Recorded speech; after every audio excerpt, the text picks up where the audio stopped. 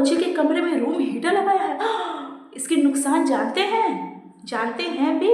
इससे आपके बच्चे की जान जा सकती है, आपके बच्चे पर खतरा आ सकता है।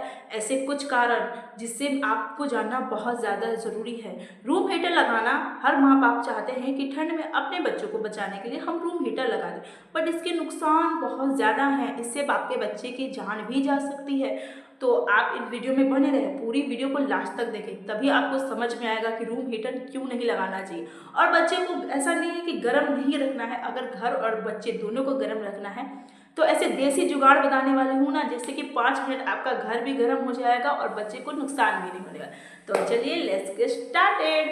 Hello guys, how are you, welcome to my channel Naisa lifestyle. I hope आप सब अच्छे हैं एंड आई विश कि आप सब अच्छे रहो। सो आपने इसे सुन लिया है मेरी बातें।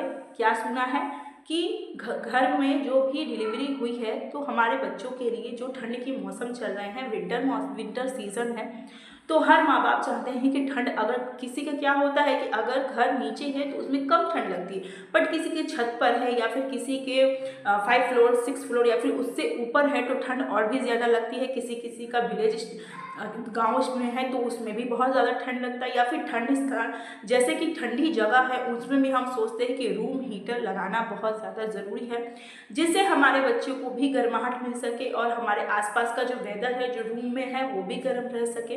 तो ये बिल्कुल भी खतरनाक हो सकता है आपके बच्चे के लिए भी, और आपके खुद के लिए, आपके परिवार के लिए बहुत ज़्यादा नुकसानदायक हो सकता है।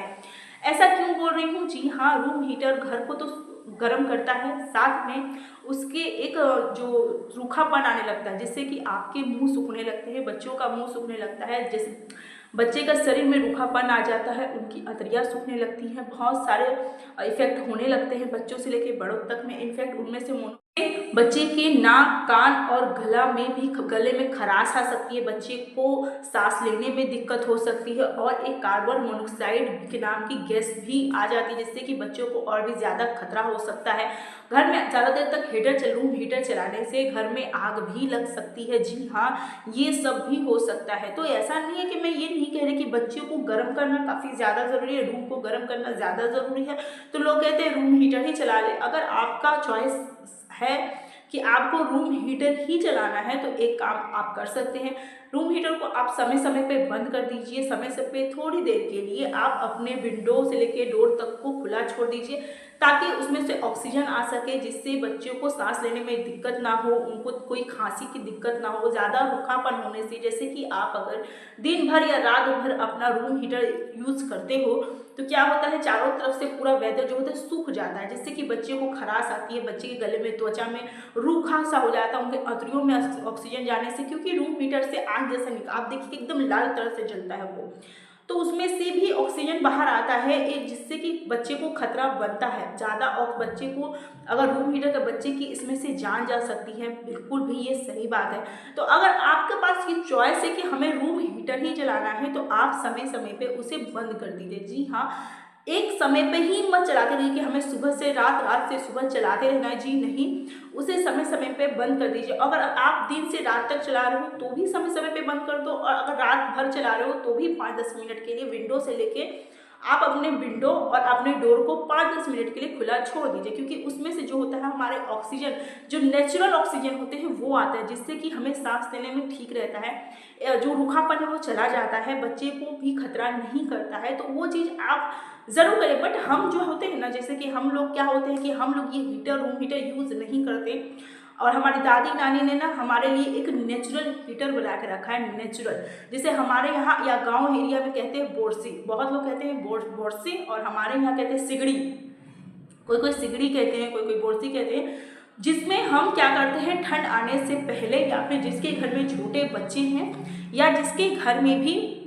डिलीवरी होने वाली है, तो हम मिट्टी का एक चूल्हे की तरह बनाकर ठंड के मौसम में हम लोग क्या करते हैं ना, कभी कभी रात में ना उस पर आग जलाकर और उसमें हाथ को सेकते हैं, और जब उसका आग खत्म हो जाता है, मतलब कि ना के बराबर, जब ये नहीं कि वो रात भर जल सके, नहीं, वो ना के बराबर हो जाता है, तब हम, जैसे कि हमारा अगर कभी क्या पहले क्या होता था कि जब हमारे, जैसे हम लोग आज के समय पे हम उसे बेड कहते हैं, पर आगे के लोग जो होते थे ना, ये बेड नहीं होता था, उस समय चौकी होता था। बहुत लोगों को पता होगा चौकी में क्या होता है, इस तरीके से हमारे यहाँ जो बेड है, जैसे कि डोर बेड है, तो उस समय वैसा नहीं होता था, सिर्फ चारपाया हुआ करता था। और थोड़ा सा हम लोग क्या करते थे कि ऊंचा करने के लिए ईंट पे ईंट लगाया दिया करते थे। तो उसी बोर्सी को हम लोग क्या करते, अगर कभी भी जिसका भी डिलीवरी हुआ है उसे ऊपर बैठाकर बोर्सी को हम लोग नीचे डाल देते थे, जिससे कि बच्चे को भी गर्माहट मिलती थी और जो डिलीवरी मदर है उसे भी काफ़ी ज़्यादा गर्माहट मिलती थी। आज भी समय में हम सब यही करते हैं, ऐसा नहीं, हमारे कहीं पर भी, हमारे मोहल्ले में कहीं पर भी दूर दूर तक रूम हीटर नहीं है, बिकॉज कि हमें पता है कि उससे बच्चे की ऑक्सीजन की गति को कम कर सकता है, नेचुरल ऑक्सीजन की गति को उसके कम कर सकता है, उसको खतरा कर सकता है। मोनो ऑक्सीजन नाम का एक खतरा होता है गैस का, जिससे बच्चों के अतरिया तक जा सकती है, बच्चे को खतरा कर सकता है, बहुत बहुत इफेक्ट कर सकता है बच्चे में। दैट्स वाई कि हम लोग ये सब नहीं रखते हैं हमारे घर में। आज भी ठंड आने से पहले हमने क्या किया है, इसी तरीके का एक सिगड़ी जो है हम लोग बना लिए हैं, उसके बाद हम इसमें आग जलाते हैं। और कभी कभी तो हम सब बैठकर गप्पे साप्पे करते रहते हैं और साथ में उसमें बैगन डाल देते हैं, कभी आलू का भी, टमाटो, सब कुछ डाल देते हैं, ताकि समय समय में खाने का भी हम लोग लुत्फ ले सके। उसके बाद जब उसका आग खत्म हो जाता है, मतलब कि एकदम ना के बराबर, जैसे कि कहते हैं ना कि सिर्फ हाथ सेकने लायक रहता है, तब जाकर हम लोग उसे या तो घर के कहीं कोने में, जबकि छोटा बच्चा हो तब, मैं ये नहीं कहती कि बड़े बच्चे, क्योंकि बड़े बच्चे हो सकते हैं उसी पे गिर जाए। अगर राउंड वाला बच्चा है कि 6 महीने का हो गया, राउंड राउंड ले रहा है, तो आप ध्यान से पहले उसको रखो 1-2 घंटे, जब आपका घर गर्म हो जाए तो उसके बाद आप उसे हटा दो। अदरवाइज आप अगर ज़्यादा बड़ा बच्चा है तो मत रखिएगा घर में, क्योंकि बच्चे को जलने का खतरा हो सकता है। बट अगर जिसकी भी डिलीवरी हुई है उसके रूम में आप रखें, तो आप आराम से 1 से 2 घंटा 3 घंटा रखकर जब देखें कि घर का वेदर जो है वो गर्म हो चुका है, तो उसे आप हटा लीजिए। रात भर दिन भर रखने का मैं सजेशन बिल्कुल भी नहीं दूंगी, क्योंकि इसमें से भी ऑक्सीजन निकलता है जो हमारे बच्चों को खराबी करता है। ऐसा नहीं है कि इसमें से नहीं निकलता, इसमें से भी निकलता है, बट ये नेचुरल है। आप कोशिश करें 2 से 3 घंटे रखने के बाद उसे हटा लीजिए। ये काम आप आराम से कर सकते हो। बोर्सी का कैसे चलाना है मुझे नहीं आता, बट हाँ, इसका मैं छोटी सी वीडियो मैंने क्लिप ले रखी है कि बोर्सी हम लोग कैसे सेक करते हैं और कैसे हम लोग उसमें आलू टमाटो ये सब पका कर मज़े भी करते हैं ठंड में। इसका भी मैंने वीडियो ले रखा है, आप जाकर ज़रूर देखिएगा। और हाँ, एक बात और, जिसे ये दोनों ऑप्शन नहीं करना, जैसे रूम हीटर तो बिल्कुल भी ना है मेरी तरफ से, बिल्कुल भी ना। और बोर्सी के लिए मैं यस कहूँगी, वो भी ज़्यादा देर के लिए नहीं, 2 से 3 घंटा काफ़ी है, उतना ज़्यादा नहीं। इसके लिए मैं टिक मारती हूँ। अगर आप दोनों चीज़ों को नहीं करना चाहते हैं, दोनों चीज़ें आपके लिए नहीं है कि दोनों चीज़ें नहीं करेंगे, तो हम घर और बच्चे को कैसे गर्म रख सकते हैं। तो सबसे पहली बात, बच्चे को इनरवेयर अच्छे से पहनाइए। उसके बाद बच्चे को सोने से पहले अच्छे से मालिश कर दीजिए, मालिश गुनगुने तेल से करिए। उसके बाद आप जब भी गुनगुना तेल से, और ज़्यादा गुनगुना नहीं होना चाहिए, ये चीज़ याद रखिएगा।